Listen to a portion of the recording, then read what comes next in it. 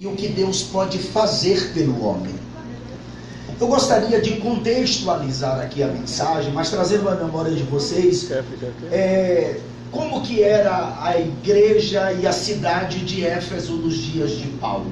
A cidade de Éfeso era uma grande cidade, uma cidade muito rica, uma das maiores cidades da Ásia Menor naquela época, e todo o desenvolvimento político, cultural, educacional estava centralizado dentro dessa cidade por nome Cidade de Éfeso.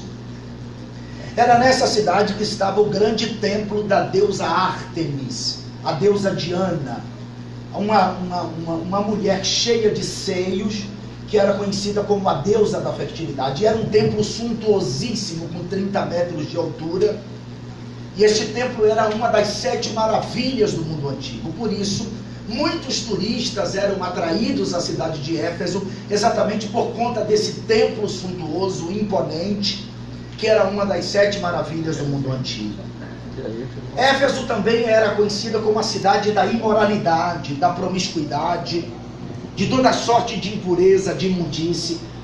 Éfeso era conhecida como a cidade das prostitutas cultuais. Éfeso hospedava em seu seio toda sorte de feitiçaria, gnosticismo, bruxaria, invocação de demônios, idolatria, satanismo, espiritismo.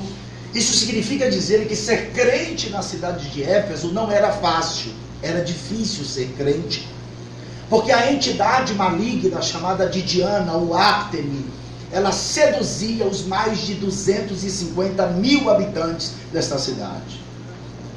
O apóstolo Paulo estava preso na cidade de Roma e sente necessidade de escrever esta carta para esta igreja. E nesta carta, Paulo aborda vários assuntos, tais como as bênçãos de Deus em Jesus Cristo, o poder divino na redenção, nosso lugar de privilégio em Cristo, a unidade dos cristãos em Cristo. O apóstolo Paulo fala sobre maturidade espiritual, fala sobre conduta cristã, relacionamento entre pais e filhos, fala sobre casamento, relacionamento entre homem e mulher, mulher e homem, marido, esposa, esposa, marido, e ele fala sobre igreja, entre outros assuntos, até que ele conclui a carta dizendo assim: no demais, irmãos meus, fortalecei-vos no poder, no Senhor, e na força do seu poder. O apóstolo Paulo está admoestando o crente a se fortalecer, mas ele diz que é para a gente fazer isto no Senhor, porque a força do crente deriva-se de Deus. Glória a Deus. E ele começa dizendo: fortalecei-vos. A palavra fortalecei-vos, eu peço que você preste bem atenção, que estou sendo breve, que eu não posso demorar. A palavra fortalecei-vos significa se capacite. Paulo está mandando os cristãos de Éfeso se capacitar. Dentro da profeticidade das Escrituras, esta carta é extensiva aos cristãos de todos os tempos, inclusive para nós hoje. Quando ele diz fortalecei-vos, ele está dizendo se capacite, aumente a força de vocês, tornem-se forte. Essa palavra fortalecei-vos deriva-se de um verbo chamado de dínamo, que quer dizer tornem-se vigorosos, tornem-se estáveis e explosivos em Deus. Ao mesmo tempo que ele diz fortalecei-vos, ele diz que é para nós nos fortalecer na força. A palavra força em grego é kratos, que significa vigor, domínio.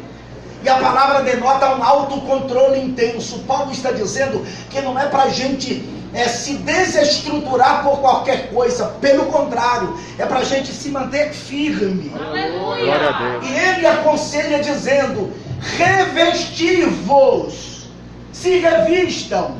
O que é revestir? É você estar vestido e você pega e se reveste. Ele diz: revesti-vos com a armadura de Deus. Deus, ele fez uma armadura sob medida para cada um de nós. Minhas armas não são as suas. Suas armas não são as minhas. Não adianta você querer usar as mesmas experiências de A e de B, porque não vai funcionar.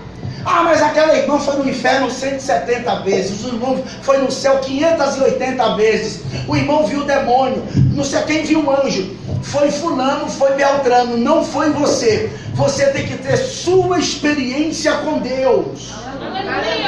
As armas que a irmã Leninha usou para vencer a batalha dela não são as mesmas armas que você vai lutar para vencer as suas batalhas, porque Deus fez uma armadura sob medida para cada um de nós.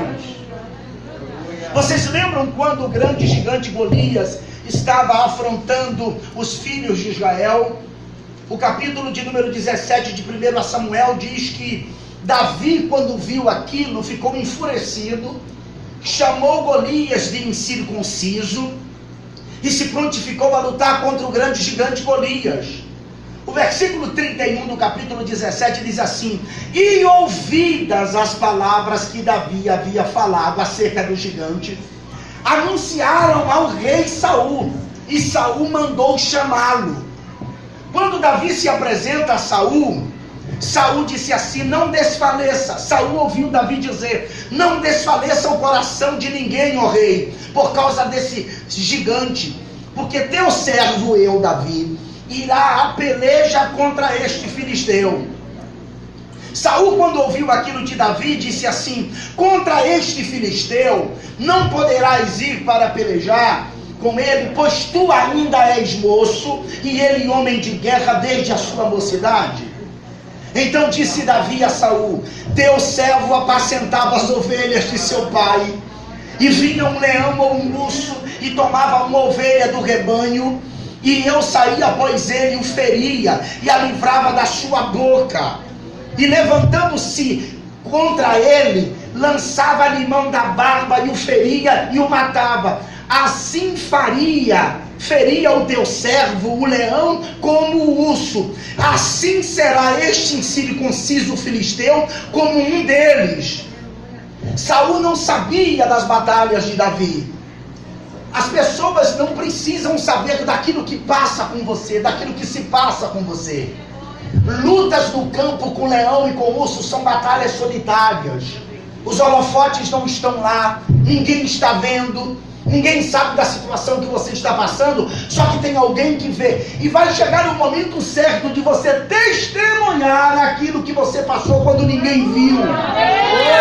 E é isso que Saul está ouvindo de Davi. Só que isso não convenceu o rei Saul. O que foi que Saul fez? Pegou a sua armadura. Capítulo 17, versículo de número 38 diz: e Saul vestiu a Davi das suas vestes, e pôs-lhe sobre a cabeça um capacete de bronze, e o vestiu de uma couraça. E Davi cingiu a espada sobre as suas vestes, e começou a andar, porém nunca o havia experimentado. Então disse Davi a Saul: não posso andar com isto, pois nunca experimentei. E Davi tirou aquilo de sobre si. As roupas de Saul não coubem Davi. Saul era o cara maior que existia em Israel, dos ombros para cima. Logo, seus ombros eram mais largos. Se ele era alto, o sapato dele no mínimo era um 44 coturno. As grebas ficavam folgadas na canela. A cabeça de Saul era maior, o capacete ficava grande. A couraça também ficava muito grande. A espada de Saul era maior, porque era feita sob medida para o rei. Ele não tinha condição de carregar aquela espada pesada, nem tampouco o escudo do rei. Não adianta você tentar lutar com as armas dos outros que você não consegue. E Saul ouve de Davi: eu não consigo andar com isso. E ele tirou a couraça, tirou o capacete, tirou o escudo, a espada, as grebas da canela, o coturno, e disse: deixa que eu vou com as armas que Deus me deu. Ele sabia. E quais eram as armas de Davi? Davi não tinha flecha. Davi passou no ribeiro, e a Bíblia diz que ele pegou 5 seixos lisos. 5 seixos lisos. Você sabe quanto tempo demora para um seixo ficar liso dentro do rio? 1 semana? 2? 1 mês? 1 ano? 2? 10? Demora muito tempo. Porque para uma pedra ficar roliça dentro do rio,